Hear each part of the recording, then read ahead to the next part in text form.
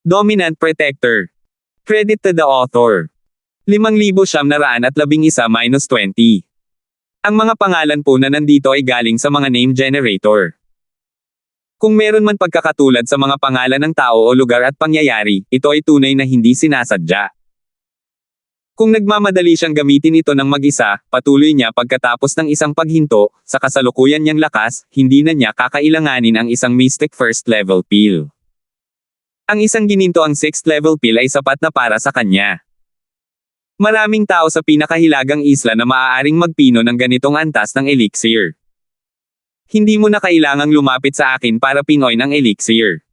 Ano ba yan? Bobo ka ba? Wala akong pakialam kung may ginagawa siya o wala. Ngayong inalok niya ako ng ilang benepisyo, kukunin ko na lang muna ang mga yon. May nakalimutan ka bang kasabihan sa secular na mundo? Pagdating ng cannonball, balatan mo ang cannonball at kainin mo, tapos ibalik mo ang cannonball. Tama yan, di ba? Galit na sabi ng Moldita. Kung kaya niya lang, hihilingin pa niya kay Terence na ibalik si Lina. Sige, Senior Ghost, huwag mo na akong biruin. Tulungan mo akong suriin kung ano ang kakaiba doon. Hindi alam ni Terence kung tatawa o iiyak. Dahil wala na ang sumpa, hayaan na lang niya itong gamitin ang natitirang enerhiya. Tumigil sa pagsasalita ng kalokohan ang demonyong nilalang at sinabi pagkatapos ng maikling paghinto, sa totoo lang, mabuti na ginagawa mo ito. Kung talagang may nagpadala rito kay Lina, tiyak na may susunod na pagkakataon pagkatapos mo siyang tanggihan. Sa susunod, maaaring mas mataas pa ang alok. Hanggat hindi ito isang alok na hindi mo maaaring tanggihan, patuloy mo itong tanggihan. Tingnan natin ng mabuti kung ano ang gusto ng taong nasa likod nito. Iba ang dating ng bagay sa paligid. Ganoon din ang naisip ni Terence, pero mas malinaw ang iniisip niya nang magsalita ang bagay na iyon. Ang pinakamadaling paraan ay sundan siya ni Terence at tingnan kung may kausap o kausap ba siya.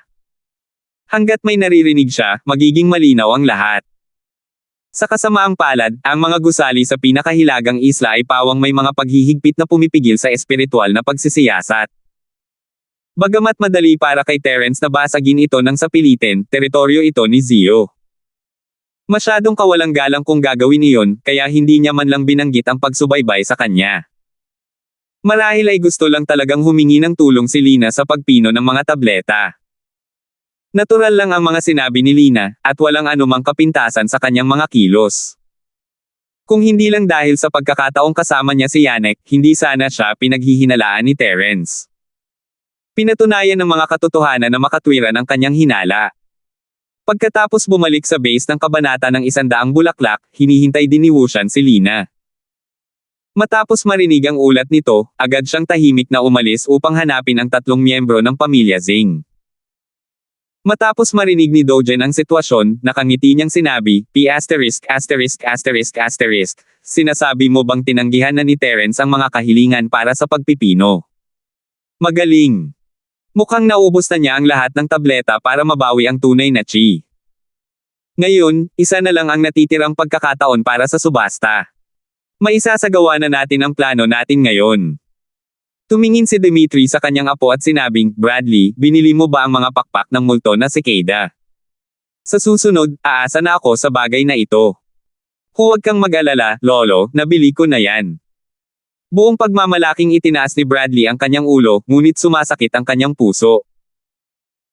Ang mga pakpak ng multo na cicada ay orihinal na plinano para kay Marlon upang gamitin laban kay Terence, ngunit sa huli, pumayag lamang si Marlon na hayaan si Bradley na gamitin ang Spirit Jade upang bilhin ang mga pakpak.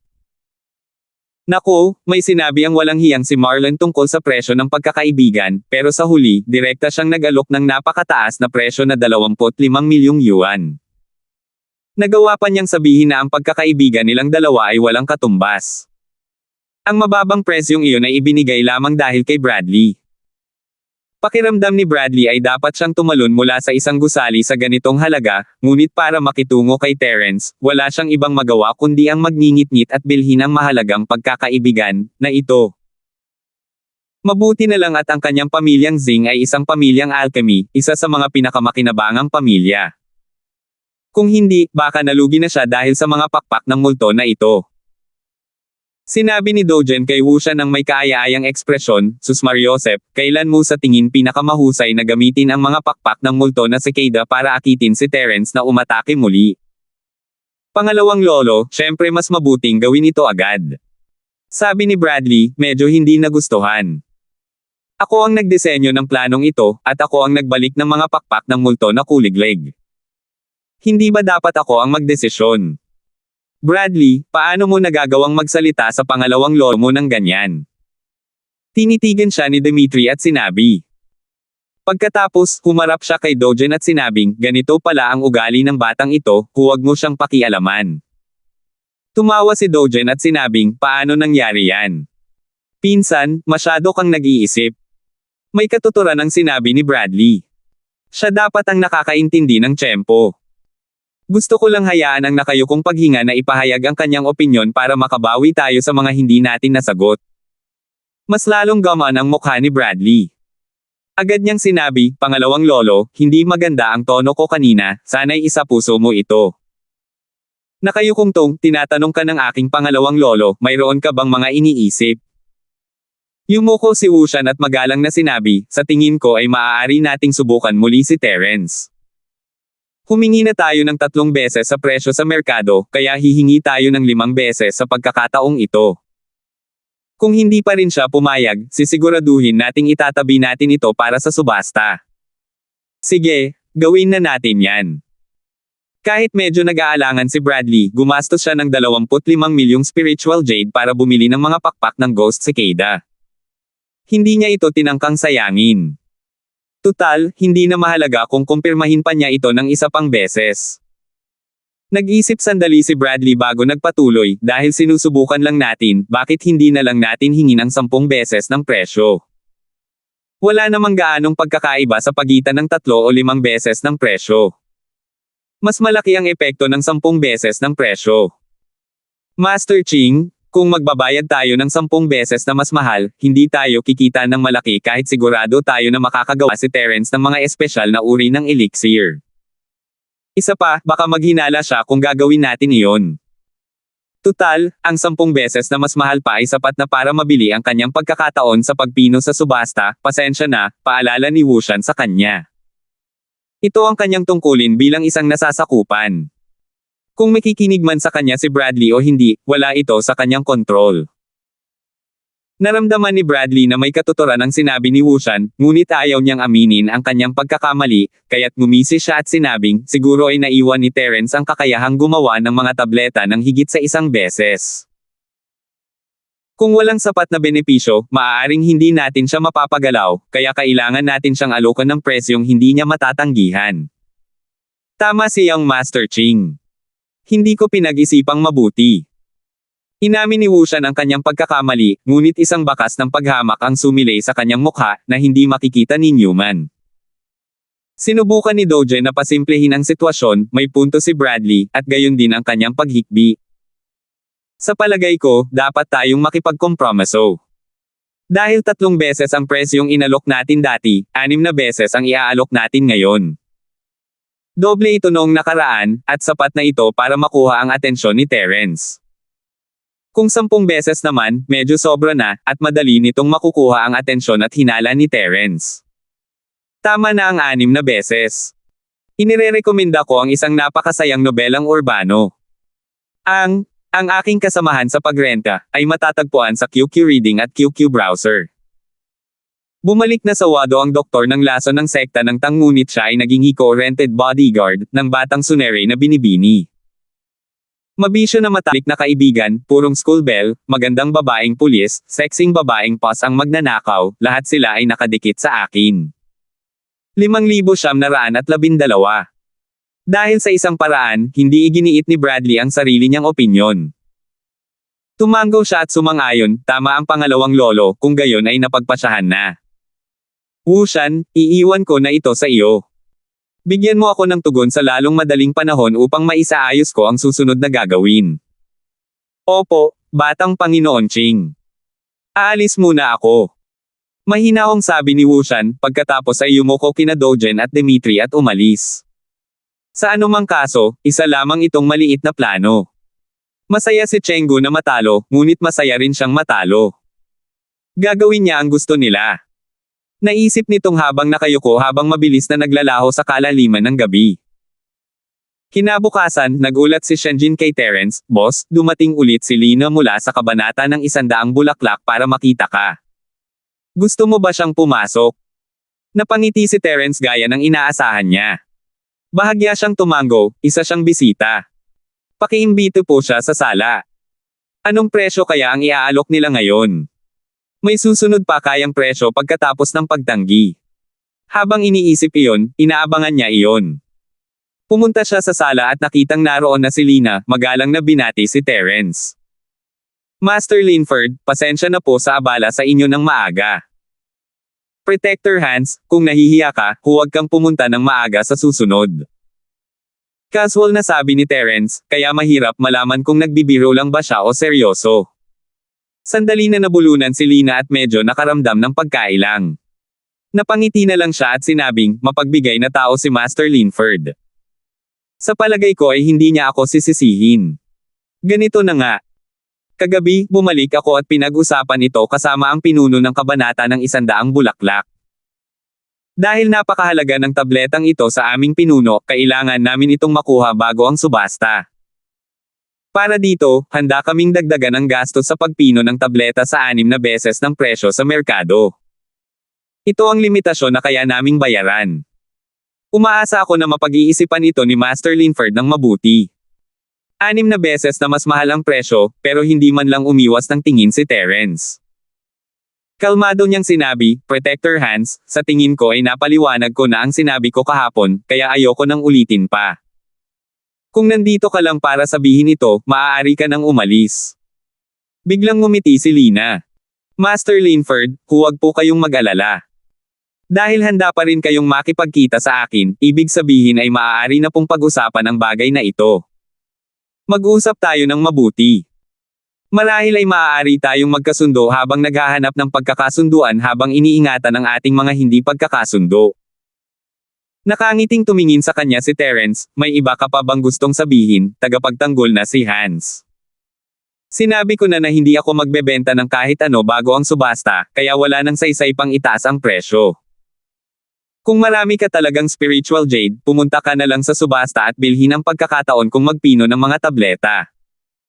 Sa oras na iyon, kaya ko nang gumawa ng Mystic Level 2 pill para sa iyo, lalo na ang Mystic Level 1 pill. Master Linford, isusubasta mo rin ang pagkakataong mapino ng mga table tasks. Bakit hindi mo na lang ibenta sa akin? Hanggat mayroon nito ang kabanata ng 100 bulaklak, tiyak na ibibigay namin ito sa iyo ng buo."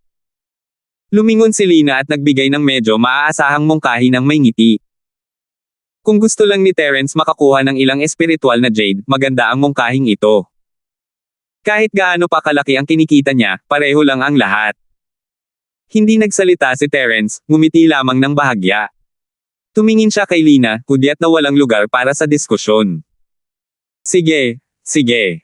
Naiintindihan ko ang ibig sabihin ni Master Linford. Itinaas ni Lina ang kanyang kamay sa pagkatalo. Pagkatapos, pinaikit niya ang kanyang mga mata at ngumiti na parang sorrow. "Master Linford, mayroon akong impormasyon tungkol sa mga pakpak ng multo na cicada para sa iyo. Iniisip ko kung papayag ka bang magpino ng isang tableta para sa akin. May balita ka ba tungkol sa mga pakpak ng multo na cicada?" Hindi talaga inaasahan ni Terence na maririnig ang mga salitang, "mga pakpak ng multo na cicada," mula sa bibig ni Lina.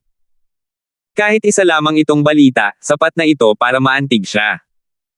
Tama, pakpak ng ghost cicada yan. Master Linford, hindi ba't hiniling mo na bumili ng pakpak ng ghost cicada sa barko? Interesado ka bang malaman kung paano mahahanap ang pakpak ng ghost cicada? Buong kumpiyansang sabi ni Lina, na parang alam na niya na papayag si Terence. Nako, pumayag ka na lang sa kahilingan niya. Alchemy lang yan, wala kang matatalo. Hindi napigil ang sabihin ng nakakatakot na nilalang. Dahil sa impormasyon tungkol sa mga pakpak ng multo na kuliglig, mas madali itong makuha. Mas mabuti na iyon kaysa sa walang anumang target. Kung tungkol sa kung may pinaplano ba si Lina o wala, hindi masabi ng kupal. Kahit paano niya ito tingnan, nagbibigay ito ng benepisyo kay Terence. Kung may pinaplano siya, maaari kayang gusto ng magandang babaeng ito na habulin si Terence. Kung ganoon nga, pakiramdam ng multo ay walang masama sa mga sabuatang tulad nito. Hindi sumagot si Terence, sa halip ay pinaikit niya ang mga mata at tumingin kay Lina at ngumiti. Guardian Hans, dahil mayroon kang impormasyon tungkol sa mga pakpak ng multo na cicada, malamang nasa pinakahilagang isla iyon. Kahit hindi mo sabihin sa akin, malaki ang pagkakataon kung malaman, di ba? Ano na? Nakangiti pa rin si Lina, na parang wala siyang pakialam kung may malaman si Terence. Nagkibit balikat si Terence. Wala naman masyado. Kung sasabihin mo lang sa akin ang tungkol sa mga pakpak ng multo na cicada ngayon, may utang ako sa iyo.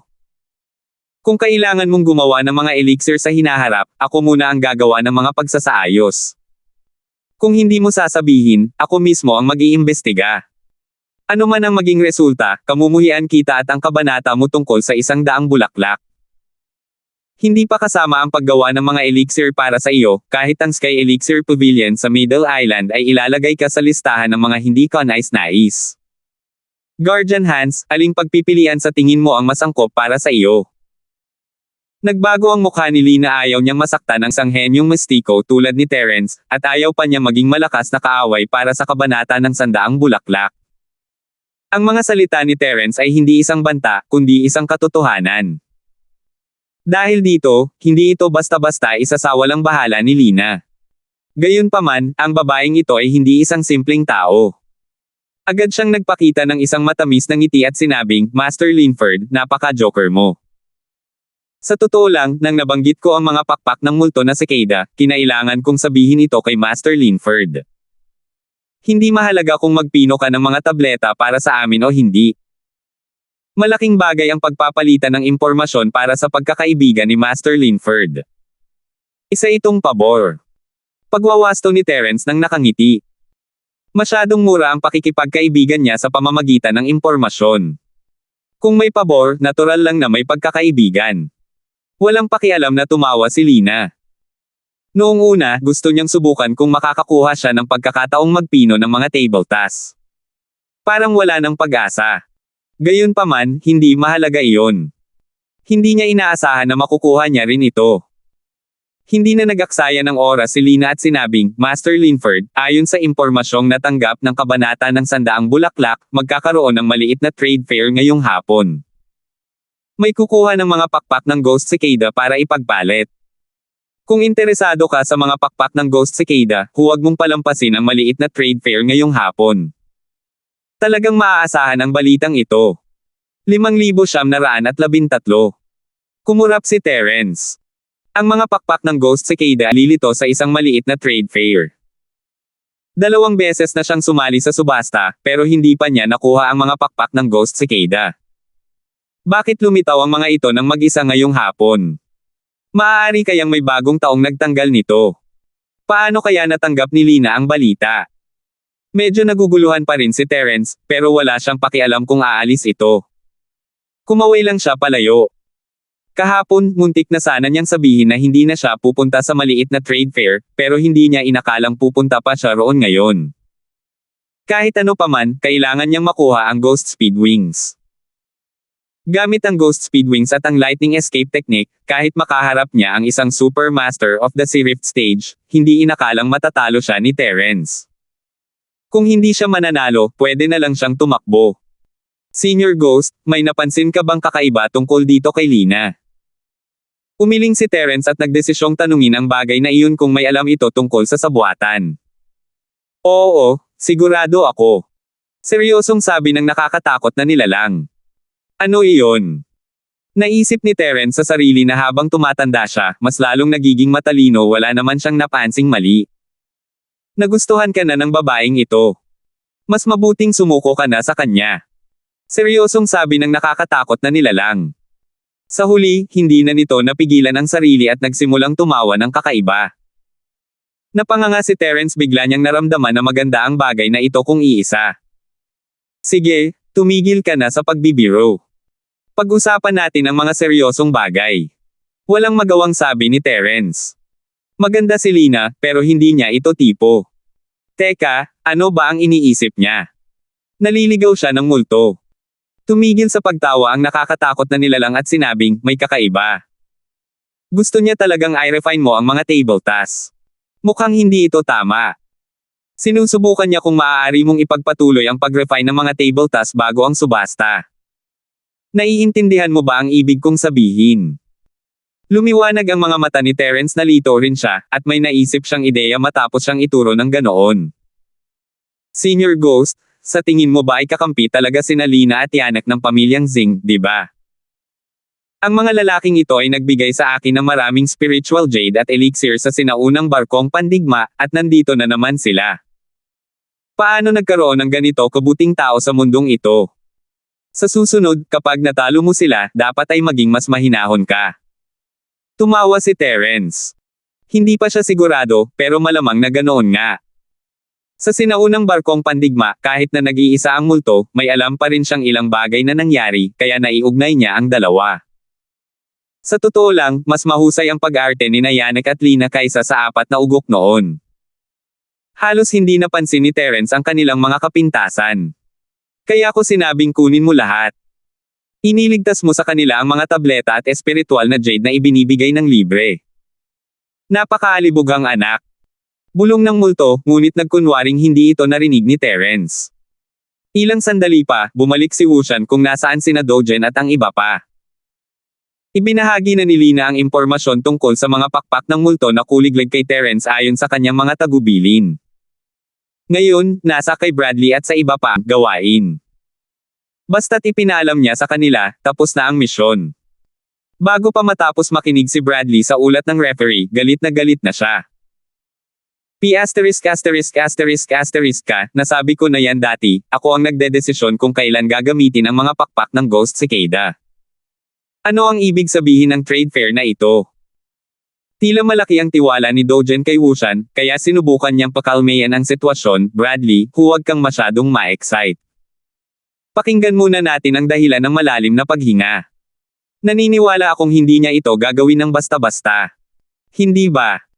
Ngumiti si Tong habang nakayuko at yumuko, salamat sa iyong tiwala, Vice Hall Master.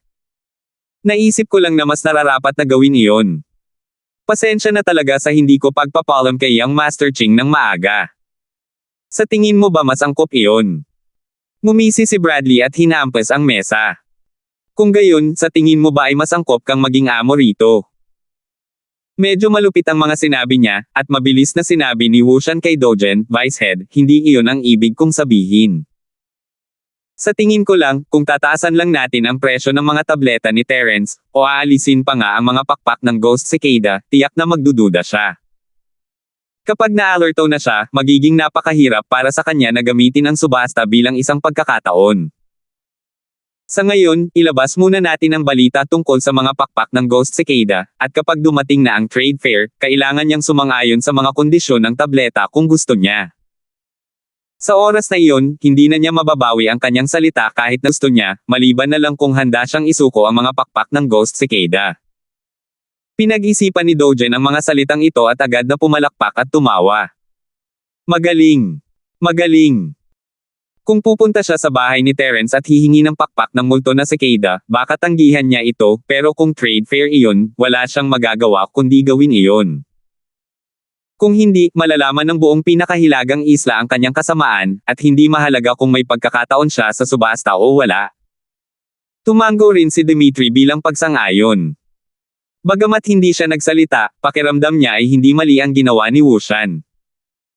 Ang pagpapahintulot kay Terence na magkusa na makipagpalitan ay isang magandang hakbang. Si Bradley na lang ang natitira. Nakita niyang hindi tumutol ang dalawa niyang lolo, kaya natural lang na wala na siyang masabi pa. Nakatitig lang siya sa referee ng may puot. Isa lamang katulong ang walang hiyang ito. Paano niya nagawang nakawin ang karangalan mula sa kanyang amo? Si Bradley ang nagplano ng planong ito, ngunit sa huling sandali, ang walang hiyang ito ay sumugod at yumako ng papuri. Para siyang kumain ng langaw. Nakakainis talaga. Bradley, mag-aayos ka ng paraan para maakit si Terence sa bitag sa trade fair mamayang hapon. Dahil gustong-gusto niya ang mga pakpak ng Ghost Cicada, bakit hindi na lang natin siya hayaang gumawa ng Mystic Second Level Peel? Malaki na ang kinita natin sa kanya, oras na para ibalik niya sa atin ang ilan. Nag-aalala pa rin si Dimitri para sa kanyang apo. Dahil nakita niyang hindi maganda ang mood nito, itinalaga niya ito para gawin ito. Sumulyap si Bradley sa referee at tumango. Lolo, huwag kang mag-alala. Alam ko na ang gagawin. Sisiguraduhin kong magagawa ito ng perpekto, hintayin mo lang ang palabas ni Terence. Kalmadong umalis si Wushan. Ayaw niyang masangkot pa sa iba pang mga bagay sa simula pa lang, at mas makabubuti kung si Bradley na ang bahala. 9 sa 10 beses na mabibigo ang plano, at kung ganoon, mas mabuting bumalik na lang siya at mag-isip ng ibang paraan para harapin si Terence. Di nagtagal, nagsimula ang trade fair noong hapon, at sumama si Terence sa iba pa. Sa pagkakataong ito, sa wakas ay pupunta na rin sina Wani at Yvonne. Agad na bumuti ang mood ni Shenjin ng ilang beses. Gaya ng inaasahan, matutuwa lang siya kapag nandyan si Yvonne. 5,914. Hindi interesado si Terence kung sino ang mag-ho-host ng trade fair. Ang tanging layunin niya ay makuha ang mga pakpak ng Ghost Cicada, at binaliwala niya ang lahat ng iba pa. Gumawa ng ilang hakbang sina Melvin at ang iba pa at nakakuha ng ilang mga bagay na interesado sila. Sa ganitong uri ng trade fair, ang mga gamit ng lahat ay halos pribado.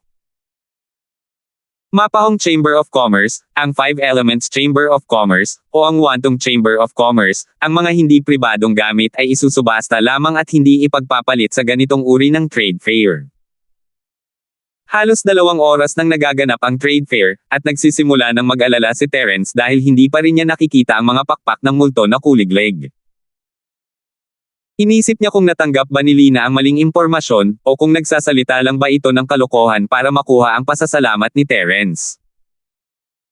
Tutal, kung wala ang mga pakpak ng multo na kuliglig, maaari niya itong gamiting dahilan para sabihing nagbago na ang isip ng kabilang panig. Pero nang mawalan na ng pasensya si Terence, sa wakas ay lumitaw na ang mga pakpak ng multo na kuliglig. Isang lalaking may hood na nakatikip sa mukha ang lumitaw sa plataporma ng pangangalakal. Inilabas niya ang isang kahon ng jade at sinabing, isang pares ng pakpak ng multo na cicada kapalit ng isang tableta ng henna. Biglang nagkaroon ng ingay sa ibaba ng entablado. Akala ng lahat ay baliw ang lalaking ito. Gumamit pa nga siya ng pares ng pakpak ng multo na parang kuliglig para ipalit sa isang tableta ng pagtanggap sa dagat. Hindi ba't napakakakaiba nito? Hindi nakakapagtaka na nakasuot siya ng hood. Alam niyang nakakahiya iyon. Sinuri ni Terence gamit ang kanyang spirit sense, ngunit hindi niya ito maipasok sa hood. Tila mapipigilan din ng bagay na ito ang pagtuklas ng spirit sense, ngunit hindi maganda ang epekto. Hanggat gusto ni Terence, maaari niya itong sirain anumang oras. Sa kasamaang palad, ang mga pakpak ng Ghost Cicada ay pagmamayari ng kabilang panig. Kung gusto niya ito, hindi siya maaaring basta-basta mag-alala ng ganito. Kaibigan ko, bihira ang mga pakpak ng multo na cicada, pero kung pag-uusapan ang halaga, wala pa nga silang ikasampung bahagi ng isang tableta ng henna, di ba? Hindi ka sinsero sa alok mo. May isang tao sa mga manunood ang hindi napigil ang magreklamo. Ang ganitong uri ng trade fair ay isang okasyon kung saan ang lahat ay nagpapalitan ng mga bagay sa isa't isa. Kahit na ang halaga ng mga bagay na ipinagpalit ay hindi rin magiging katawa-tawa ang pagkakaiba. Ang ganoong kataas na presyo sa entablado ay paglabag lamang sa mga patakaran ng trade fair, magdudulot ito ng kawalang kasiyahan. Malamig na sinabi ng lalaking nakahod, kung ayaw mong makipagpalit, tumahimik ka na lang. Walang pumipilit sa'yo na makipagpalit. Natigilan ang nagsalita kanina dahil tama ang sinabi niya. Ang perya ay tungkol sa pagpayag, at walang pipiliting manggalakal. Gayunpaman, naalala ni Terence ang taong iyon. Gustong-gusto niya talaga ang mga pakpak ng multo na cicada, ngunit ang presyong ito ay labis-labis. Wala na siyang anumang high na pills, at kahit na mayroon man siya, kailangan niya itong pag-isipan. Tumawa ang demonyong nilalang. Bata, mukhang nandito lang ang lalaking nasa entablado para sa iyo. Alam niyang gusto mo ang mga pakpak ng multo na kuliglig. Kaya naman sinadya niyang mag-alok ng mataas na presyo. Senior Ghost, sa tingin mo ba ay kasabwat din ang lalaking ito kina Cloudflower at Lotus Zine? Ngumiti si Terence. Pareho rin ang iniisip niya, at kung pareho rin ang iniisip ng multo, malamang ay hindi siya magkakamali. Malalaman mo kung totoo o hindi kung patuloy kang manood, natatawang sabi ng multo. Hindi kailangan ni Terence ng bagay na iyon para sabihin sa kanya ang gagawin, wala naman talaga siyang hinada na gusto niya, kaya nagpa siyang maghintay na lang at tingnan kung ano ang mangyayari. Naghintay ng ilang sandali ang lalaking nakahod sa entablado bago malamig na nagsalita, nabalitaan kung may gustong bumili ng pakpak ng Ghost Cicada, kaya ininom ko ito. Hindi ko inaasahan na ang isang tableta lang ng Hyna ay sapat na para takutin sila. Masasabi ko lang na ang taong gustong bumili ng pakpak ng Ghost Cicada ay hindi masyadong determinado na bilhin ito. Maraming taong nakakakilala kay Terence ang hindi maiwasang mapatingin sa kanya. Tutal, hayagang hiniling niya na bilhin ang mga pakpak ng multo na cicada sa sinaunang barkong pandigma. Tungkol naman sa trade fair kalaunan, nang lumabas si Melvin para bilhin ito, alam ng lahat na si Terence ang humingi nito. Kita mo, talagang pupuntahan ka na nila. Sabi ng nakakatakot na nilalang na parang inaasahan na nito ito. Hindi ibig sabihin niyan ay kasama niya si Yannick. Susubukan ko muna siya. Bahagyang ngumiti si Terence. Pagkatapos makausap ang multo, nagtaas ng boses si Terence, gusto ko nga ng pakpak ng multo na parang cicada, pero wala akong Hyna pill. Sa tingin mo ba pwede mo itong ipagpalit sa iba? Ikaw ang Terence na nagkaroon ng pagkakataong pinuhin ang Mystic second level pill sa subasta, di ba? Kung ikaw yan, hindi mo kailangan ng tapos na produkto. Kaya kung ibigay ang mga materyales, at maaari kang gumawa ng welcoming sipil para sa akin, kung gayon ang mga pakpak ng Ghost Cicada ay magiging iyon na. Walang pagmamadali na sabi ng lalaking nakahod sa entablado, at ang mga kondisyon para sa palitan ay agad na nabawasan ng ilang beses. Ang tapos ng henapil at ang elixir ay dalawang magkaibang bagay, bukod pa sa siya mismo ang gumagawa ng elixir, ang kailangan lang niyang gawin ay gawin ang elixir. Hehe. Nagsasabuatan talaga tayo. Hindi ko alam kung ano ang sinusubukan nilang gawin, sabi ni Terence nang nakangiti, talaga bang hahanap sila ng gamot para sa Hyna? Ulol na bata, natatawang sabi ng parang multo. Siguro iniisip ng mga ugok na yan na umaasa ka sa panlabas na puwersa para patuloy na mapino ang mga tableta, kaya sinusubukan pa rin nila kung kaya mong ipagpatuloy ang pagpino ng mga tableta. Pagkatapos ay gagamitin nila ang mga pakpak ng multo na cicada para akitin kang gumawa ng hakbang. Masasayang lang ang pagkakataon sa subasta. Kumurap si Terence, sa wakas ay naunawaan na maaaring totoo ang hula ng multo. Hindi pa siya nagkaroon ng ganitong pag-aalala, kaya hindi niya ito inisip. Kadalasan, ganoon lang kasimple ang katotohanan. Matapos pag-isipang mabuti, hindi alam ni Terence kung tatawa o iiyak. Umaasa siya sa mga panlabas na puwersa para makagawa ng mga elixir. Maging ang walang katapusang chi sa espasyo ng Jade o ang nauubos na espiritu ng asensya mula sa kamay na nakakabit ng kaluluwa na maaaring direktang maging apoy, hindi niya pag-aari ang mga ito. Gayunpaman, hindi maaaring gamitin ang mga bagay na ito. Masasabi lamang niya na ang mga taong ito ay napakatanga at walang muwang kung gugustuhin nilang gamitin ang lahat ng kanyang pagkakataon para makagawa ng mga elixir. Nagsisisi ka ba? Dapat pala sinabi ko sa'yo na tanggapin mo ang mga komisyon sa pagpino ng pil na inihatid sa pintuan mo. Puro spirit jade yan. Sabi ng nakakatakot na nilalang na may kakaibang tawa, pero isa lang itong casual na pahayag. Maging siya man o si Terence, alam nilang dalawa na kung patuloy silang tatanggap ng mga kahilingan, hindi kailanman lilito ang mga pakpak ng multo na kuliglig. Dahil sa pagiging determinado ni Terence kaya ginamit nila ang mga pakpak ng multo na kuliglig bilang pain. Sandali lang bago naunawaan ni Terence ang sanhi at bunga ng interaksyon niya sa multo. Bahagya siyang ngumiti at sinabi sa lalaking nakahod, hindi naman sa hindi ko kayang gumawa ng accept si pill, pero kailangan ko ng oras. Malapit nang magsimula ang subasta, pwede ba tayong magpalit pagkatapos ng subasta? Siyempre hindi. Kung papayag kang gawin ang tableta, kailangan mong gawin ito bago magsimula ang subasta, kung hindi. Tinanggihan ng lalaki ang mungkahi ni Terence. Pagkatapos ng subasta, huli na ang lahat. Nawala ng saysay ang lahat ng paghihirap at disenyo. 5,915. Ibig sabihin, hindi matutuloy ang kasunduan. Putol ni Terence habang umiiling.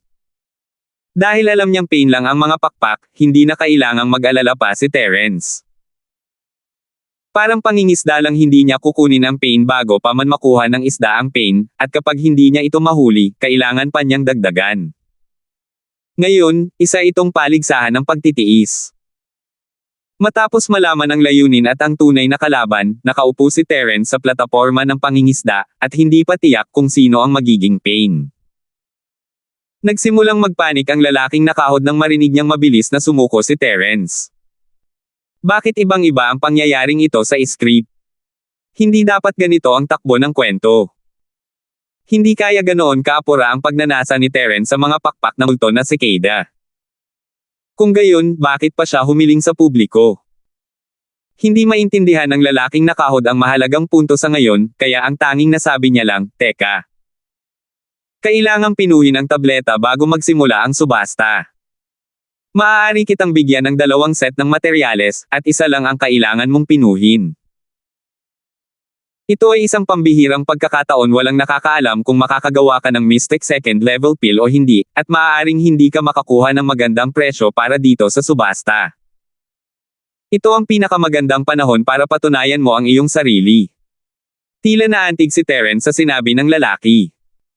Kinurot niya ang baba niya at tumango, "May katuturan ang sinasabi mo. Hanggat mapapatunayan kung kaya kung pinuhin ang isang Mystic second level pill, mas magiging maayos ang subasta. Pero kung uunahin kong pinuhin ang accept si pill." Hindi sinasadyang natapos ni Terence ang kanyang sasabihin, gumawa siya ng ekspresyon na parang may nasabi siyang mali. Tumawa siya ng tuyo at iniba ang usapan. "Kailangan ko pa ring pag-isipan ito. Hindi kita mabibigyan ng sagot agad. Dapat mong pag-isipan yan, pero hindi ko laging nakukuha ang mga pakpak ng ghost cicada. Kung hindi ko makuha ang henepil bago ang subasta, itatago ko na lang ang mga pakpak ng ghost cicada para sa akin." Nagpa siya ang lalaki na dagdagan pa ang apoy matapos makita ang pag-aatubili ni Terence. Bukod sa 2 bahagi ng pagtanggap sa mga sangkap ng sipil at mga pakpak ng ghost cicada, magdadagdag pa ako ng 5 milyong spirit jade. Ang ganitong uri ng kondisyon ay hindi makukuha anumang oras, kaya kung mapalampas mo ito, mapalampas mo rin ito. Ang sama mo talaga, bata. Humajejek ang demonyong iyon. Sinasadya mong isipin sa kanya na hindi ka maaaring magpatuloy sa pagpino ng mga table tasks ng maikling panahon pagkatapos pinoin ang all-in pill, kaya mas determinado siyang makipagpalit sa iyo. Senior Ghost, magkaibigan pa rin tayo kahit hindi ko sabihin sa'yo ang totoo. Magsasaya pa rin ba tayo sa hinaharap kung ay lalahad mo ako ng ganito? Natawa si Terence sa sarili habang nagbibiro tungkol sa bagay na ito, ngunit nagpakita siya ng pag-aalinlangan. "Kaibigan ko, medyo mahalaga pa rin ang bagay na ito. Sa ngayon, huwag nating ipagpaliban ang oras ng iba. Bakit hindi na lang natin hintayin matapos ang trade fair bago natin ito pag-usapan ng detalyado?" Alam ni Terence na habang mas pinipilit niya, mas gugustuhin ng lalaking nakahod na makipagpalitan sa kanya. Hindi siya nag-aalala na mawawala sa kanya ang pagkakataong makuha ang mga pakpak ng multo na cicada. Kahit isang normal na tao lang ay basta na lang kakakanselahin ang kasunduan, pero sigurado si Terence na mas malaki pa ang iaalok sa kanya ng lalaking nakahod. Dapat talaga siyang magpasalamat sa napakabait na tao. Gusto agad kumpirmahin ng lalaki ang kasunduan nila ni Terence, syempre napakaraming taong nanunood, kung tutuusin, at alam niyang kung magpupumilit siya ng sobra, baka itakwil talaga siya ni Terence. Magiging tanga siya kung mangyayari iyon. Kaya, pagkatapos ng ilang pag-iisip, tumango ang lalaking nakahod. "Kung ganoon nga, pag-uusapan natin iyan mamaya. Pero kailangan kong linawin ng maaga na hindi magbabago ang kahilingan ko. Naiintindihan ko. Sasabihin ko sa iyo ang mga detalye pagdating ng oras. Maaari kang pumunta sa tirahan ng 5 Elements Chamber of Commerce para hanapin ako mamaya." Tumawa si Terence, ayaw nang magpatuloy. Nagliwanag ang mga mata ng lalaking nakahod, iniisip na may naintindihan siya. Ayaw ibunyag ni Terence ang mga detalye ng kasunduan, na nangangahulugang kasunduan na iyon. Dahil dito, hindi na nagpumilit ang lalaking nakahod at tumawa na lang. Mabuti. Kung ganoon, pupuntahan kita at kakausapin ng detalyado pagkatapos nito. Maniwala ka sa akin, hindi ka mabibigo sa kasunduang ito. Mapanghamak si Terence. Sino ba ang gago na ito? Akala ba niya talaga magaling siyang umarte? Sa totoo lang, kahit ang apat na lalaki sa sinaunang barkong pandigma ay mas magaling pa sa kanya sa pag-arte, lalo na sina Yannick at Lina. Tatawagin naman nila siyang Master Linford bilang respeto kapag humihingi sila ng tulong. Hindi tulad niya, lagi siyang nagsasalita ng nagsasalita. Natatakot ba siyang hindi malaman ng mga tao na hindi niya gusto si Terence? Pagkatapos ng kasunduan, itinabi ng lalaking nakahod ang kanyang mga gamit at iniwang bakante ang entablado para sa susunod na tao na mag-display ng kanyang mga gamit. Pagkatapos, nilisan niya ang trade fair, halatang walang interes sa iba pang bahagi ng kalakalan. Pagkatapos ng interlude na ito, ang mga sumunod na transaksyon ay naging medyo nakakabagot. Medyo nagkalat ang mga iniisip ng lahat, at ang kapaligiran ay biglang naging kasing tahimik ng tubig. Tinanong ni Terence ang multo sa kanyang puso, Senior Ghost, magkano ang halaga ng paggawa ng Mystic Second Level Pills? Normal lang ba ang sasakyan na minamaneho ng lalaki? Tumawa ng matamlay ang nakakatakot na bagay. Halos pareho lang. 2 set ng sangkap para sa isang tableta, kasama ang mga pakpak ng multo na cicada at 5 milyong spiritual jade. Napakalaki niyan. Ganito dapat ang isang normal na Mystic Second Level Pill, di ba? Sige, alam ni Terence na nasayang lang ang oras niya sa pagtatanong halatang nagkukunwari lang siyang may alam. Hindi, kailangan kong itanong kung magkano ang magagastos sa paggawa ng isang Mystic Second Level Pill. Hindi ako pwedeng matalo. Bihira akong makakita ng ganito kabuting tao, kailangan ko siyang gamitin ng husto at mangikil pa. Naisip ni Terence kailangan niyang bumawi sa mga pagkalugi na dinanas niya sa pagtanggi kay Lina. Nako, isa rin itong pagkakataon. Noon, nangako siya kay Ivan Fuller na tutulungan niya itong pahusayin ang pagtanggap sa sipil. Gayunpaman, noong panahong iyon, hindi pa sapat ang kanyang antas ng cultivation. Ngayon, maaari na niyang pahusayin ang dalawa ng magkasama. Kapag dumating ang panahon, ibibigay niya ang isa kay Ivan at ituturing itong pagtupad sa kanyang pangako. Tumawa ng mahina ang malademonyo. Sige, inaamin kong hindi ako pamilyar dito.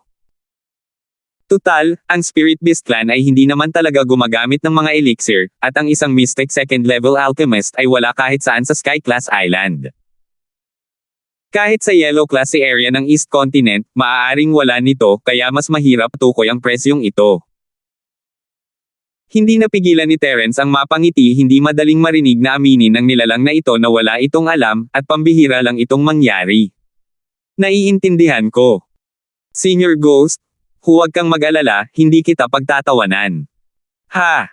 5,916. Kung hindi mo ako pagtatawanan, ano ba ang tinatawanan mo? Galit na sabi ng demonyo, at bumalik ang dobleng critical na tama ni Terence, hehe. Ang tanging tao sa buong pinakahilagang isla na nakakaalam kung paano gumawa ng Mystic Second Level Elixir ay malamang na ang kakaibang babaeng iyon, si Ramlee. Kung gusto ni Terence na malaman ang higit pa tungkol dito, tila siya ang pinakaangkop na tao. Pero sina Jonas at Jerry ay mga disipulo ni Zhang Lijiu, dapat ay may alam sila, di ba? Hindi sigurado si Terence, at agad na nagtanong sa dalawang tao sa tabi niya. Sigurado siyang hindi talaga alam ng dalawang ito. Tila kailangan niyang hanapin si Ramlee.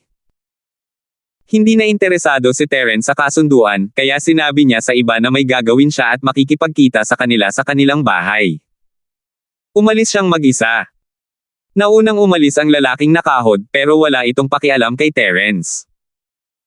Hahanapin pa rin naman siya nito, kaya hindi na niya kailangang mag-alala. Pagkatapos ng ilang pagliko, mabilis na nahanap ni Terence kung saan naroon ang pill hall.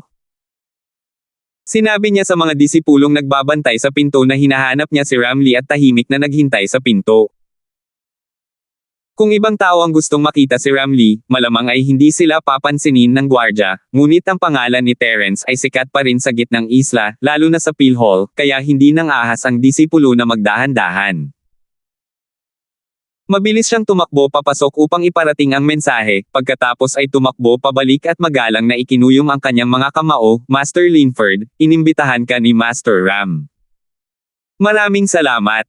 Nakangiting pasalamat ni Terence sa kanya. Hindi siya nagmamayabang kapag magalang ito sa kanya. Pagpasok niya sa pintuan, inangat niya ang kanyang ulo at nakita si Ram na nakatayo sa pintuan ng sala. Medyo nagulat si Terence, hindi niya inakalang naroon ang kakaibang babaeng ito para personal siyang salubungin. Medyo nabigla siya sa pabor na iyon. Nang makitang pumasok si Terence, agad nang umiti si Ram at tumango, "Terence, pumunta ka ba sa akin dahil gusto mong makipagtulungan sa akin para gumawa ng recovery pill?" Hindi napigilan ni Terence ang pagsampal sa noo niya. Paano niya nakalimutan ito?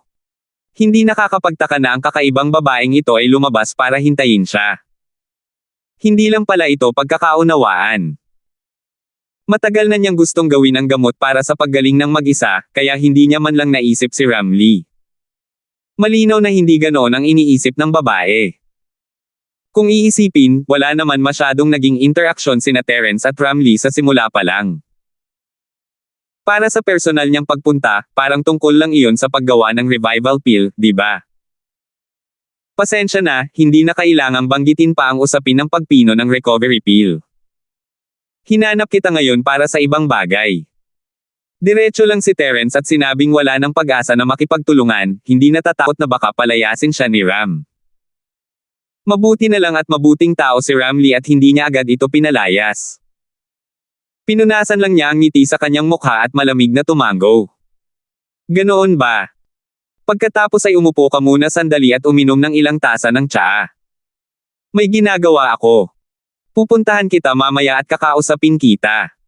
Hindi alam ni Terence ang sasabihin, praktikal talaga ang babaeng ito. Ayaw pa nga niyang magsalita kahit alam niyang hindi naman talaga sila magkarelasyon, lalo na't hindi na siya umiinom ng tsaa. Malamang hindi na siya babalik kahit uminom pa ito ng ilang balde ng tsaa. Teka, may itatanong ako sa iyo. Hindi naman yan mag-aaksaya ng oras mo. Humakbang si Terence paabant at pinigilan si Ramlee.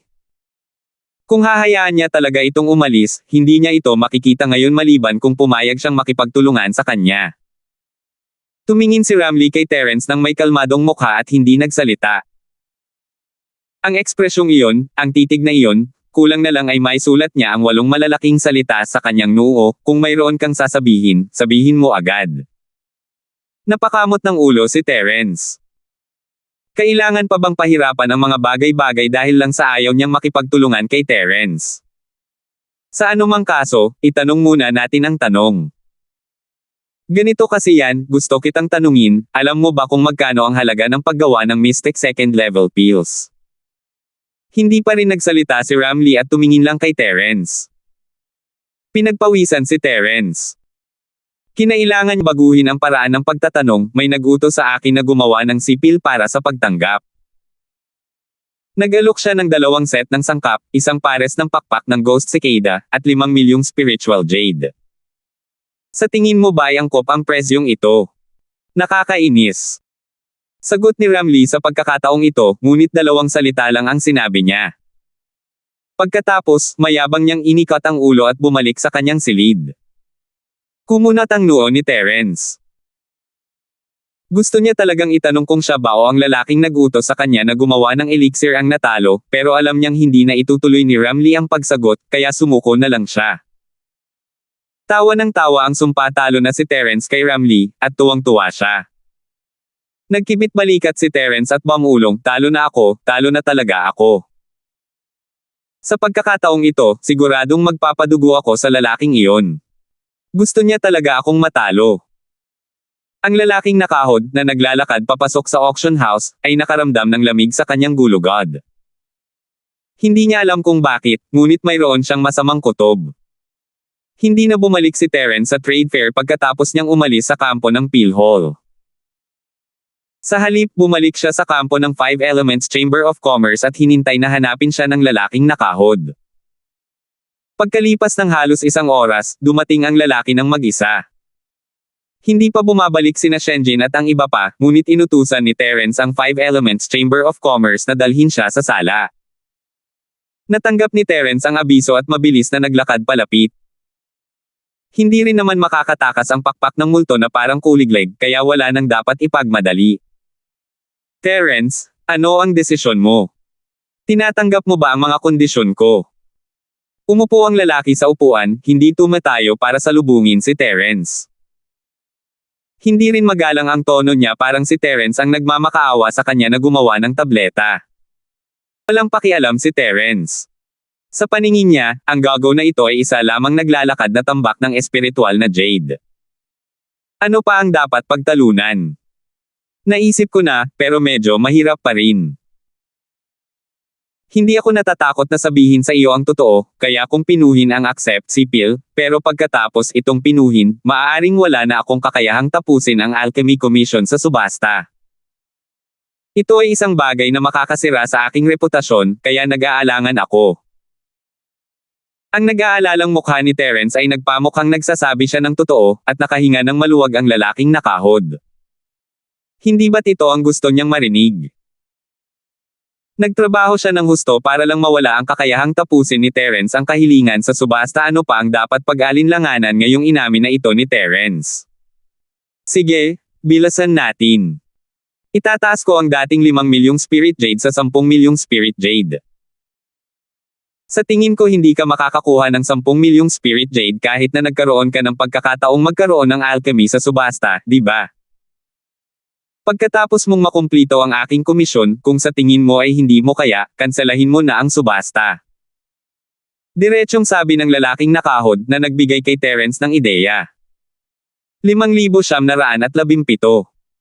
Sa katunayan, pumunta siya sa auction house ngayon lang para kumpirmahin ang bagay na ito. Maaari bang kanselahin ang mga item sa subasta na naipahayag na sa publiko? Ang sagot ay oo. Gayunpaman, magkakaroon ng napakabigat na parusa. Ang bidder ay kailangang magbayad ng 3 hanggang 5 beses ng panimulang presyo ng item, at kasabay nito, ang bidder ay madidiskwalipika sa subasta. Sila rin ay paaalisin mula sa pinakahilagang isla at hindi papayagang pumunta sa isla sa loob ng 10 taon. Bagamat ang bahay subasta na ito ay pag-aari rin ng pamilyang Lee ng Dulong Hilaga, at dahil sa relasyon nina Terence at Zio, maaaring hindi siya mapaparusahan ng labis, ngunit magkakaroon ito ng malaking pinsala sa reputasyon ng bahay subasta. Maaaring hindi magkusa ang pamilyang Lee ng Dulong Hilaga na labagin ang sarili nilang mga patakaran. Kahit 30 milyong Spirit Jade lang o higit pa ang ibigay ni Terence sa kanya, masisiyahan na ang lalaking nakahod. Kahit papaano ay maaari itong magdulot ng alitan sa pagitan nina Terence at House Lee, at kasabay nito ay makasira sa reputasyon ni Terence. Hanggat kaya niyang sirain ang reputasyon ni Terence, sulit ang lahat. Kung babalik siya sa Middle Island at ikakalat ang balita, masisira ang reputasyon ng makalangit na Elixir Pavilion. Hindi alam ni Terence kung ano ang iniisip ng lalaki, at patuloy siyang umakto ng matapang. Masyado pa ring kulang ang 10 milyong Spirit Jade. Isa itong Mystic Second Level Pill, ilang tao sa buong Sky Class Island ang makakagawa nito. Sa pagkakaalam ko, ang mga nasa Mystic Seas lang ang nakakagawa ng Mystic Second Level Pills, ako lang ang nandito. Hindi ito kalokohan, at inamin ito mismo ng lalaki, kaya hindi niya napigil ang tumango. Tama ka. 15 milyong Spiritual Jade ang huling alok ko. Wala na akong mahihiling pa. Tutal, nagbigay ako ng 2 set ng mga materyales. Higit sa lahat, nagbigay din ako ng 1 pares ng pakpak ng Ghost Cicada. Sige. Padubog na hinampes ni Terence ang mesa. Nakaka-presko. 20 milyong espiritong Jade yan. Muntik nang dumura ng dugo ang lalaking nakahod. Hindi ba't sinabi mong matutuwa ka? Bakit mo pa tinaasan ang presyo? Hindi ba't sinabi nilang 15 milyong Spirit Jade? Paano? Ito ang presyo ko, wala nang mas mura pa. Kung papayag ka, ayusin mo na ang gamot. Kung hindi, kalimutan mo na. Walang dapat magsalita ng walang kwentang bagay. Tinansya ni Terence na ang presyo ay halos kayang bayaran ng kabilang panig. Dahil may kikitain naman, sapat na iyon. Gustong umiyak ng lalaking nakahod pero walang luhang lumabas. Siyempre, siya si Young Master Bradley, isang pares ng pakpak ng multo na sikada. Tinanggap ni Marlon ang isang mababang presyo, at muntik na siyang tumalon mula sa isang gusali. Ngayon, nag-alok pa si Terence ng presyong nakakasuka ng dugo. Muntik na siyang samuka ng dugo. Ano ba ang problema sa mundong ito? Bakit may mga magnanakaw kahit saan? Kumunat ang noo ni Terence bago pa makasagot si Bradley. Teka, kalkulahin ko. Mukhang marami pa rin akong natalo. Deal. Deal. Mabilis na itinaas ni Bradley ang kanyang kamay at sumigaw. Wala pa nga siyang sapat na dugo para masuka, di ba? Hindi man lang nakapagsabi si Terence kung sumasang-ayon siya o hindi nang kumuha si Bradley ng 3 kahon ng jade at inihagis ang mga ito kay Terence. Kasabay nito, kumuha siya ng 2 lilang spirit jade card at sinabing, 2 set ng sangkap, 1 pares ng pakpak ng ghost cicada, at 20 milyong spiritual jade. Ibibigay ko lahat sa iyo. Kailan mo maaaring simulan ang pagpipino ng elixir? Kinuha ito ni Terence at pinuri, ang galing mo talaga sa pakikipagnegosyo. Hihingi sana ako ng 30 milyong spirit jade, pero nakipagkasundo ka. Kalimutan mo na yan, ito ang unang pagkakataon na aalagaan kita. Sa susunod na pumunta ka sa akin para sa alchemy, hindi kita basta-basta pakakawalan. Naghanap si Bradley ng kutsilyo.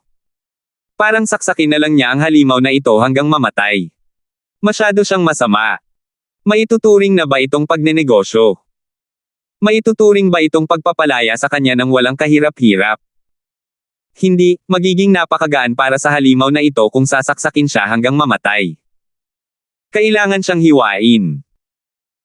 Nakakalungkot na alam ni Bradley na kahit 10 niya ang pinagsama-sama ay hindi kayang harapin ang daliri ni Terence, kaya't naiisip niya lamang ang masayang eksena sa kanyang puso at hindi ito nababanggit sa katotohanan. Pinigilan ni Terence ang kanyang pananabik at itinago ang mga pakpak ng multo na cicada at ang 2 lilang spirit jade card. Binuksan niya ang 2 kahon ng jade at nakitang walang problema. Mayroon din siyang recipe, kaya tumango siya, nasiyahan, hindi masama, hindi rin masama. Dahil kinuha ko na ang pera mo, sisimulan ko nang ayusin ang mga tableta ngayon. Maaari kang bumalik bukas ng gabi para kunin ito. Sigurado ka bang magtatagumpay ka? Kapag nabigo ka, ipapabayad mo ako. Biglang nakaramdam ng kaunting galit si Bradley. Napakaraming bagay ang natangay niya ng sabay-sabay. Hindi ba siya malulugi kung hindi niya maibabalik ang mga ito? Bahagyang ngumiti si Terence, nasabi ko na yan dati, kung lalapit ka sa akin para sa pagpipino, babayaran ko ang lahat ng pagkabigo. Huwag kang mag-alala, maaari ka nang umalis. Huwag mong ipagpaliban ang pagpipino ko ng gamot. Sumanghel si Bradley at sinabing, mabuti naman. Tandaan mo ang sinabi mo. Babalik ako bukas ng gabi. Pagkaalis ng lalaki, agad na bumalik si Terence sa kanyang silid at binuksan ang jade box na may mga pakpak ng multo na cicada. Walang laman ito, na parang walang laman sa loob. Gayunpaman, malinaw na natutukoy ng pandaman ni Terence ang isang pares ng di nakikitang mga pakpak ng cicada. Hindi sila nakikita dahil patuloy silang nanginginig at nagbabago ng kanilang hugis na parang umaangkop sila sa daloy ng hangin. Nakuha ko na rin sa wakas. Hindi ito madali. Huminga ng malalim si Terence. Gamit ang mga pakpak ng ghost cicada, sa wakas ay makakagawa na rin siya ng mga pakpak na parang ghost speed. Hindi masabi ang kakaibang kidlat at mabilis na pakpak ng multo. Hindi muna natin pag-usapan ang pagtakas, pero sa isang laban, malalaman niya lang kung gaano kalakas ang kombinasyong iyon pagkatapos niya ito subukan. Tuwang-tuwa rin ang multo mas ligtas si Terence habang lumalakas ang kakayahan niya. Sa totoo lang, si Terence ang pinakamaswerteng lalaking nakilala niya, kung hindi, hindi siya magiging ganito kalakas sa loob lamang ng ilang taon. Sige, huwag kang masyadong mayabang. Bilisan mo at ayusin mo na ang gamot. Kahit masaya siya, hindi pa rin siya nagpigil ng oras na para atakihin si Terence. Bahagyang ngumiti si Terence at hindi siya pinansin. Itinabi niya ang mga pakpak ng multo na cicada at kinuha ang Shenlong cauldron.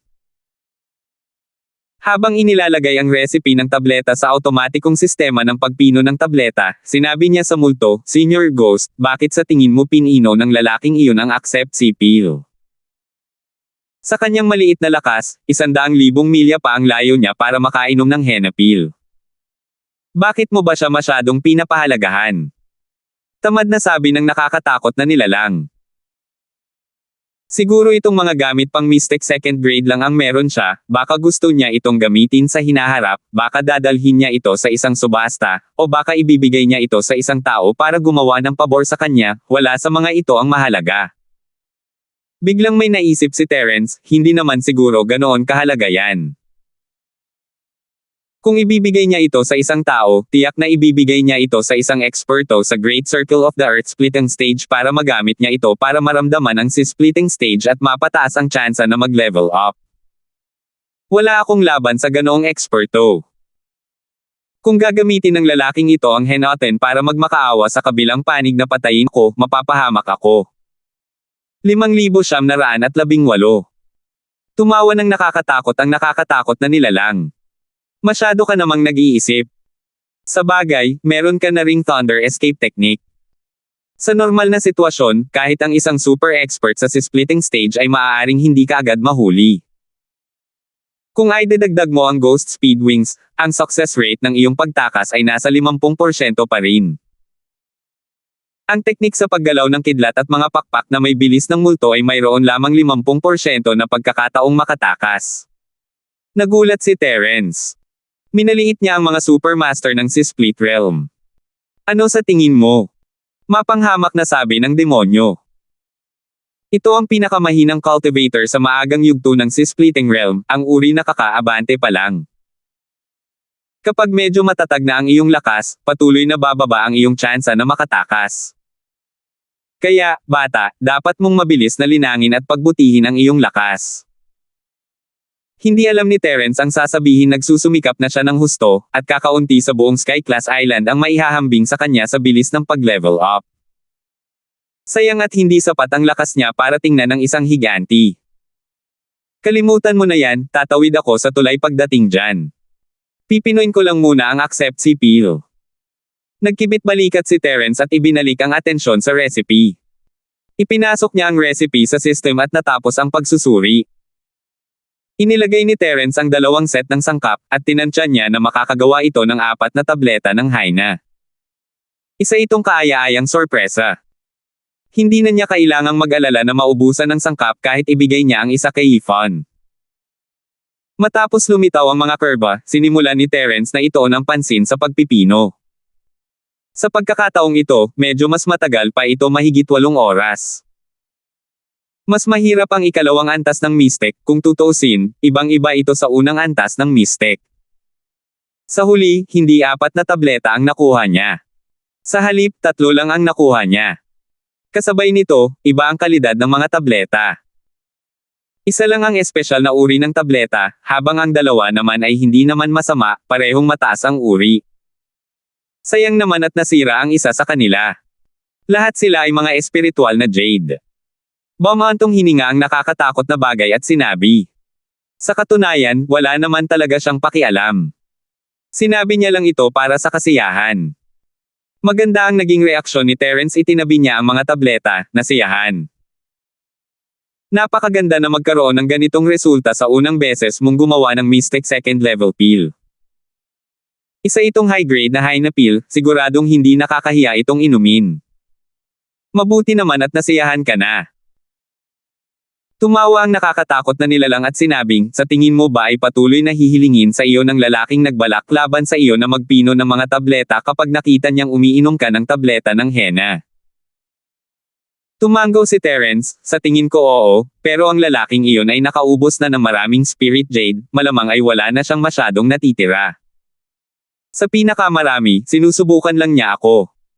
Kung gayon, gusto mo bang kunin ito? Sino ang may pakialam kung gaano karaming spiritual jade ito, kumita muna tayo. Hindi mura ang mga bagay na gusto mong bilhin, kaya mas mabuting kumita pa kung sakali, nakangiting sabi ng multo. Ngumiti si Terence, hindi na ako magpapatalo pa. Kailangan natin siyang bigyan ng kaunting pag-asa. Kung hahayaan natin siyang mawalan ng pag-asa ngayon, hindi na ito magiging masaya. Mga espiritual na jade lang yan, kaya natin yan pagkakitaan anumang oras. Taos-pusong pinuri ng kakilakilabot na bagay, makatwiran iyan. Pulala ng pulala ka na. Masyado kang mabait, nakikilala lang talaga ang isang tao sa piling niya. Mapagkumbabang sagot ni Terence. Sinasabi mo bang niligaw mo ako? Senior Ghost, kahit wala ka pang katawan, hindi ka naman pwedeng maging ganoon kawalang hiya, di ba? Nag-usap muna ang dalawa bago kinalma ni Terence ang sarili at sinimulang pag-aralan ang mga librong binili niya. Malaking tulong sa kanya ang kaalaman sa espiritual na medisina, kaya naman ginugol niya ang halos lahat ng oras niya sa pagbabasa ng detalyadong paliwanag ng halamang gamot na essence. Paminsan-minsan ay nag-aaral din siya ng mga porma sayon. Hindi gaanong alam ng molditang ito ang tungkol sa espiritual na medisina, pero talagang dalubhasa siya sa mga porma sayon, at dahil dito ay mabilis na umuunlad si Terence. Mabilis na lumipas ang isang araw, at si Terence ay masyadong nakatuon sa pag-aaral na halos nakalimutan na niya ang tungkol sa negosyo ng tableta. Nang tawagan siya ni Shenjin sa kanya lang nalaman na narito na ang mga nagpautang. Boss, may 2 tao sa pasukan. Ang isa ay si Yannick at ang lalaking nakahod mula sa trade fair kahapon. Pareho nilang sinabi na pumunta sila para hanapin ang boss para kunin ang mga table tasks. Hinawakan ni Shenjin ang restriction sa labas ng silid at saka malakas na nag-ulat. Dalhin mo sila sa sala, pupunta ako dyan, sabi ni Terence habang binubuksan ang pinto. Opo, boss. Opo. Simpleng pagsangayon ni Shenjin at tumalikod na para maglakad papunta sa pinto. Kumuha si Terence ng 4 na bote ng jade at dahan-daang naglakad papunta sa sala. Hindi nagtagal, pumasok sina Yannick at Bradley na nakabalat kayo bilang lalaking nakahod. Magalang na ikinuyom ni Cloud Sky ang kanyang mga kamao at yumuko, bati ni Yannick kay Master Linford. Bukas na ang simula ng subasta. Iniisip ko kung natapos na ba ni Master Linford ang subasta. Sa kabilang banda, walang balak si Bradley na batiin si Terence.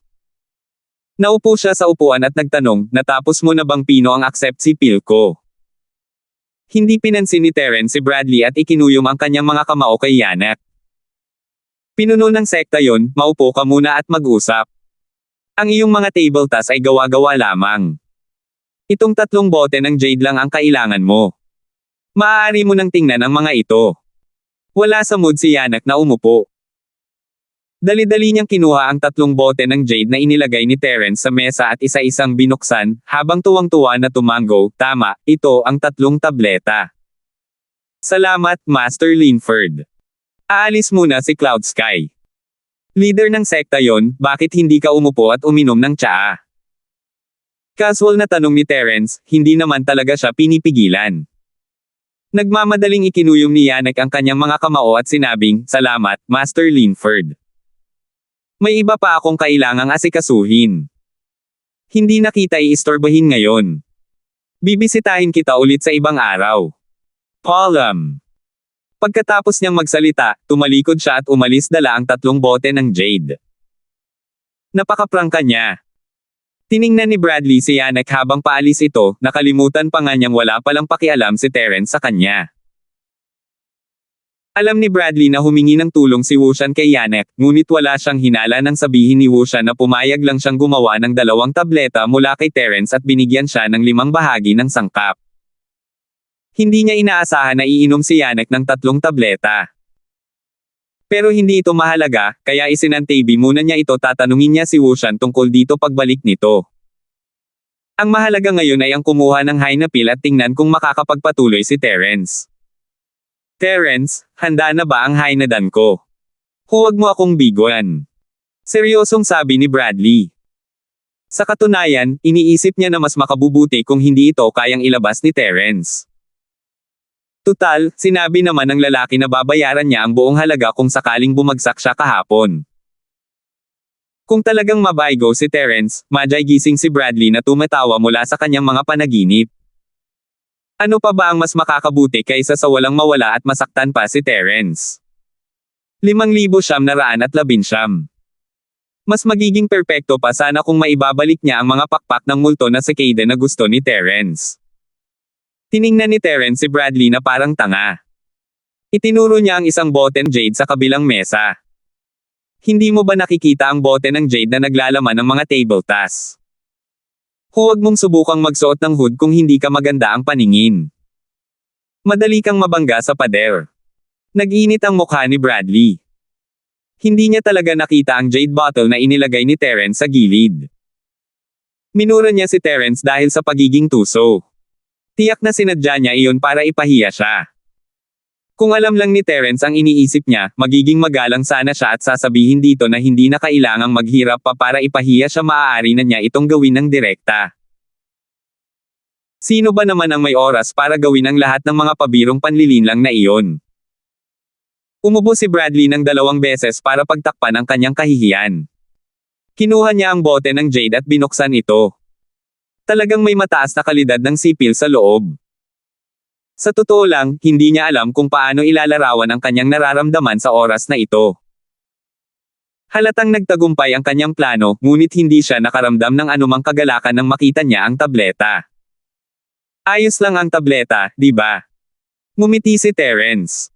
Kung walang problema, tapos na ang kasunduan natin. Pwede ka nang umalis. Itinabi ni Bradley ang bote ng jade at huminga ng malalim. Bigyan mo pa ako ng isa pang tableta. Ganun pa rin ang presyo, ano sa tingin mo? Hindi, ayoko. Umiling si Terence. Natigilan sandali si Bradley bago nagpatuloy sa pagtatanong, magdadagdag pa ako ng 10 milyong spirit jade. Ayoko. Naiinip na tingnan ni Terence si Bradley at malamig na sinabi, maaari ka nang umalis. Hindi kita papaalisin. Hoy, anong problema mo? Galit na tumayo si Bradley, ngunit sa totoo lang ay natutuwa siya sa sarili. Habang tumatagal ang pag-uugali ni Terence, mas lalong nagiging matagumpay ang kanyang plano. Hindi na siya naabala ni Terence at tumalikod na para umalis. Tanga naman itong si Bradley, ano bang meron sa ugali niya nang humingi siya ng tulong, at bakit niya kinukulit ang refiner? Sumanghal pa si Bradley ng ilang beses at nilisan ang patio ng Five Elements Chamber of Commerce nang may kasiyahan matapos umalis si Terence. Matapos lumiko ng ilang beses at tanggalin ang kanyang talukbong, mabilis na bumalik si Bradley sa kanyang lugar. Naghihintay sa kanyang balita ang kanyang 2 lolo. Lolo, pangalawa lolo. Tagumpay ito. Pagpasok pa lang niya sa silid, masayang ibinalita ni Bradley ang magandang balita bago pa man niya maisara ang pinto. Sinenyasan siya ni Dimitri na huwag mag-alala. Isinara niya ang pinto ng silid, naglagay ng restriction, at saka nakangiting nagtanong, sigurado ka bang hindi na makakagawa ng elixir si Terence? Hindi na talaga ako makakagawa ng kahit anong gamot. Kung hindi, hindi sana siya tuluyang hindi interesado sa presyong inialok ko mamaya. Puno ng pagmamalaki ang mukha ni Bradley habang ipinapaliwanag niya kung paano niya itinaas ang presyo para humingi ng tulong kay Terence, ngunit agad din siyang tinanggihan. Magaling. Hinaplos ni Dojen ang kanyang balbas at tumawa. Magaling. Si Bradley talaga ang anak ni Kili ng aming pamilya Zing. Kapag nandito ka, tiyak na uunlad ang pamilya Zing. Mapagkumbaba si Bradley, nabibihira para sa kanya. Pangalawang lolo, napakabait mo. Lahat ng ito ay dahil sa pagsasanay ninyo ng pangalawang lolo. Ang salubing ito ay lalong nagpasaya sa 2 matandang lalaki, at ang mga kulubot sa kanilang mga mukha ay napakalaki na parang mamumukadkad ang mga bulaklak. Kinuha ni Bradley ang bote ng jade na may kasamang high na pill at iniabot ito kay Dimitri. Lolo, ang Terence na iyon ay talagang may kakayahang umakto ng cool na kagawa talaga siya ng Mystic Second Level welcoming si pill, at napakataas ng kalidad. Tingnan mo. Naging seryoso ang mukha ni Dimitri. Bago pa man niya ito makita mismo ng kanyang mga mata, nagdududa pa rin siya kahit na sinabi ni Terence na kaya niyang gumawa ng Mystic Second Level pills. Ngayong nakumpirma na ito, ibang-iba na ang kanyang mood. Ang isang alchemist ng Mystic Second Level ay madaling makakasakop ng lugar sa mistiko na dagat, hindi pa kasama ang ginintoang dagat sa silangang kontinente. Hindi magandang bagay na masaktan ang isang alchemist. Isang ang dekalidad na high-nerdan yan. Hindi natin maaaring hayaang mabuhay itong si Terence, kung hindi ay masisira niya ang ating pamilya Zing. Maingat na sinuri ni Dimitri ang tableta sa bote ng Jade at sinabi ng may malungkot na mukha. Tinapik ni Dogen ang kanyang mga daliri sa mesa.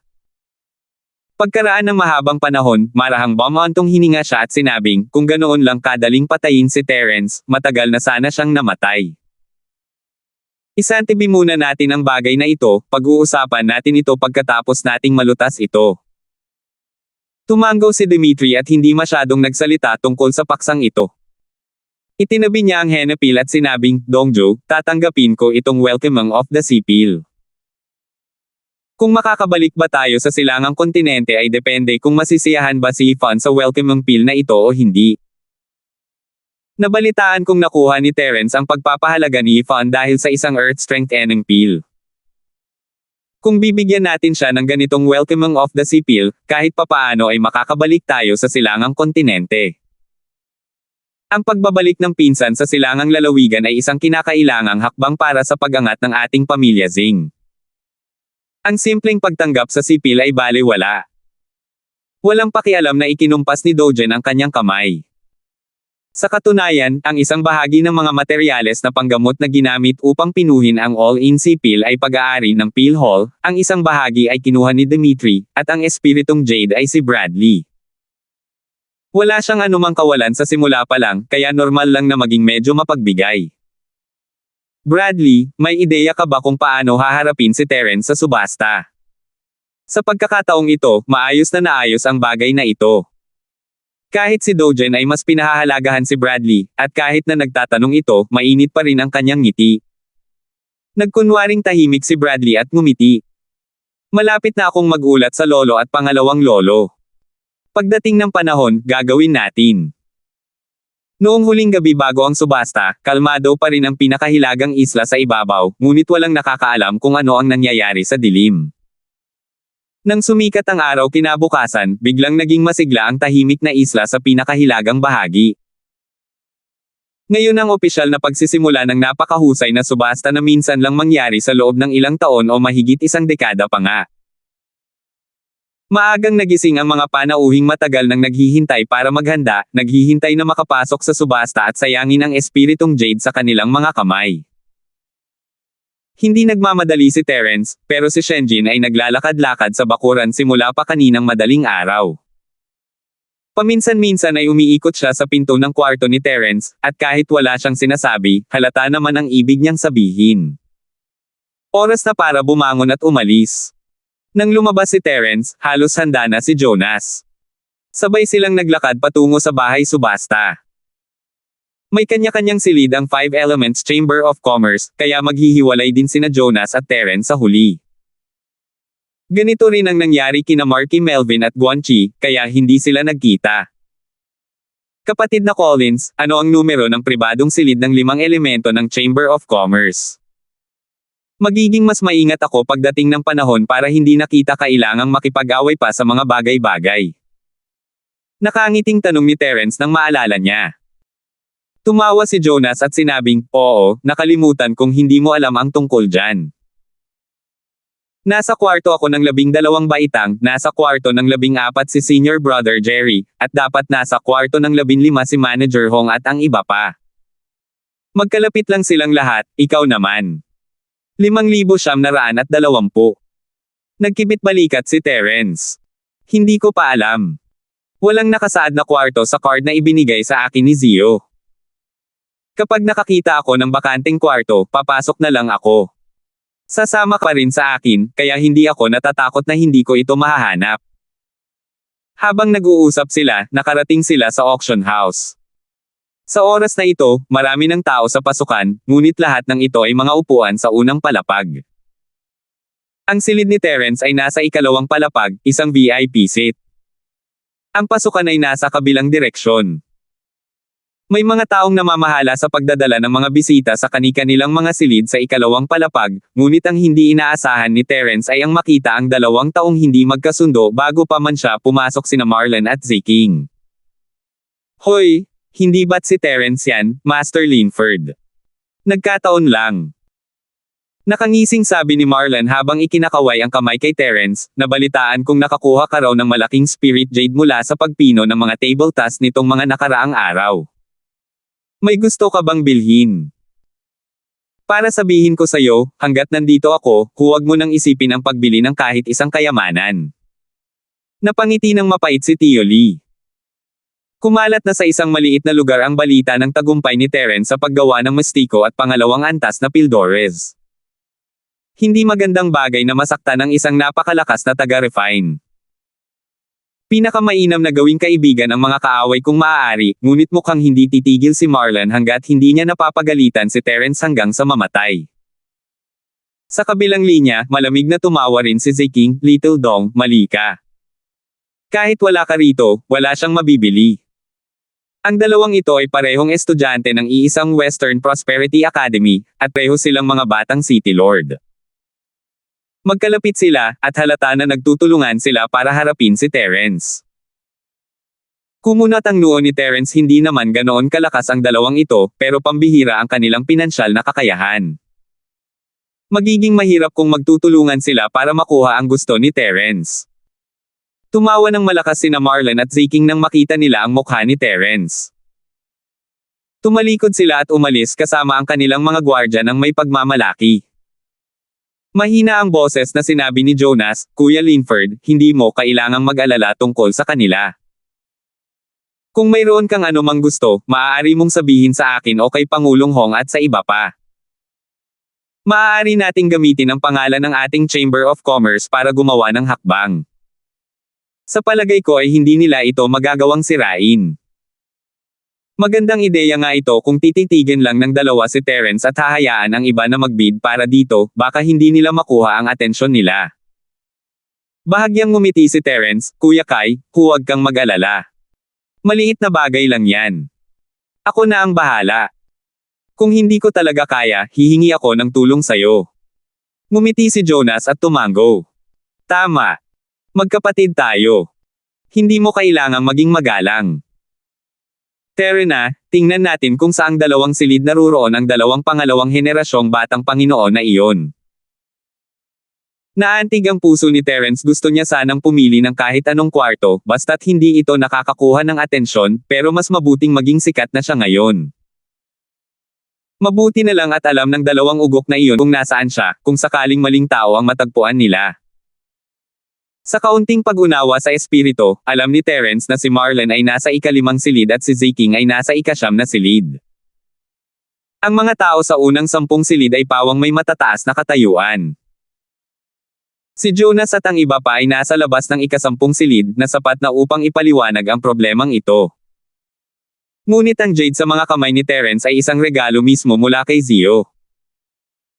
Nagkaroon siya ng pribilehiyong pumili ng upuan sa nangungunang 10 silid kahit na ito ay isang silid na inireserba ng iba. Kung may ibang nakapasok na sa pribadong silid, natural lang na hindi nila maaaring palayasin ang bisita. Gayunpaman, hanggat hindi pa sila pumapasok sa pribadong silid, maaari nilang piliin ang pendant na jade na ito kung kailan nila gusto. Hindi maiiwasan. Ito ang teritoryo ng pamilyang Lee sa dulong hilaga. Walang sino man ang may karapatang makialam kung saan gustong umupo ang bisita sa kanilang sariling tahanan. Gaano man kagalang-galang ang bisita, dapat niyang hayaan muna ang host na pumili, tama ba? Kinurot ni Terence ang jade na kumakatawan sa pamilyang Lee ng dulong hilaga sa kanyang kamay, may ngiti sa kanyang mga labi. Nagpaalam siya kay Jonas at mabilis na hinabol sila. Bubuksan na sana ni Marlon ang pinto nang pigilan siya ni Terence, pasensya na, pero pribadong kwarto ko ito. Nako, anggas mo naman. Hindi niya nga alam kung saan ang pribadong kwarto niya. Nakangiting sabi ni Marlon kay Ziking, hindi man lang itinago ang paghamak sa mukha niya. Hindi galit si Terence, ngumiti lang siya, mahirap sabihin kung sino ang taga-probinsya, pero akin ang kwartong ito, kaya walang pag-aalinlangan. Ngumisi si Marlon at itinaas ang kanyang kamay para ipakita ang kanyang jade card, kung saan malinaw na nakaukit ang numerong 5, tingnan mong mabuti, palaboy sa probinsya. Ito ang pribadong silid ng batang Panginoon na ito. Kung gusto mong mamatay, dapat kang pumili ng magandang lugar. Hindi ito angkop na lugar para ilibing ang iyong mga mumurahing buto. Tumawa rin si Ziking at sumang-ayon, Little Dong, huwag mo siyang sisihin. Maaaring bumili ang gago na ito ng pekeng jade plate mula sa labas at nagkataon lang na galing ito sa ikalimang pribadong silid. Hi! Ang isang taga-probinsya ay taga-probinsya rin. Normal lang na hindi siya makakuha ng magandang jade plate. Tiningnan ni Terence ang dalawang ugok na parang mga ugok at kinukutya sila. Hindi mo pa ba naririnig ang tungkol sa relasyon ko sa pamilyang Lee ng Dulong Hilaga? Hehe. Mukhang hindi mo pa naririnig yan dati. Kapag umalis ka na sa silangang lalawigan, agad na ilalantad ng impluwensya ng iyong ama ang iyong katangahan at mababang kakayahan. Galit na galit si Marlon. Humarap siya kay Tio Lee at sinabing, Tio Lee, patayin mo ang halimaw na ito. Hindi gumalaw si Tio Lee. Sa halip, yumuko siya at ipinaalala sa kanya sa mahinang boses, binibining Panginoon, ito ang subasta sa pinakahilagang isla. Hindi ito magandang lugar para makipaglaban. Sa totoo lang, ayaw talagang makipaglaban ni Tio Lee kay Terence. Pagkatapos ng maikling pagsubok noong nakaraan, napagtanto niya na hindi pala simpleng tao si Terence. Hindi rin naman siya mahirap unawain. Ang ganitong klaseng tao, kung wala siyang buong kumpiyansa na patayin siya, hindi siya dapat gumawa ng aksyon. Kung hindi, magdudulot ito ng malaking problema sa lungsod. Bahagyang natigilan si Marlon nang marinig niya ito. Sariwa pa sa kanyang alaala ang engkwentro sa pinakahilagang Chamber of Commerce. Malamang ay mas marami pang eksperto ang nagbabantay sa auction house. Malamang na may lalabas at pipigil sa kanila sa sandaling magsimula silang maglaban dito. Hindi nga ito magandang lugar para maglaban. Hindi sila kinatatakutan ni Terence. Si Tio Lee ay nasa maagang yugto pa lamang ng pagbubukas ng kaharian ng bundok, at si Ziking ay may isang babaeng mukhang ordinaryong nasa katanghaliang gulang na kapantay niya. Kahit na magsanib puwersa ang dalawang ito, hindi magiging mahirap para kay Terence na harapin sila. Hanggat maglalakas loob silang kumilos, maglalakas loob si Terence na patayin sila ngayon din. Sa kasamaang palad, ang lalaking nagngangalang Tito Lee ay kalmado lamang. Sa isang pangungusap lamang, nagawa niyang pakalmayan si Marlon na malapit nang magwala. Ibinalik ni Terence ang kanyang kamay at kinuha ang jade, at ibinunyag ang mga salitang, Extreme North Lee Family, doon. Nakita mo ba ng malinaw? Akin ba ang kwartong ito bilang 5? Nagngingit-ngit si Marlon sa puot, ngunit wala siyang masabi. Nang bumili sila ng mga jade token, binalaan na sila ng maaga na maaaring may mga tao mula sa pamilyang Lee na gumagamit ng kanilang mga pribadong silid, ngunit gagamit sila ng mga pribadong silid na nasa parehong palapag bilang kapalit. Salamat po at sinamahan ninyo ako, ingat lagi mga master.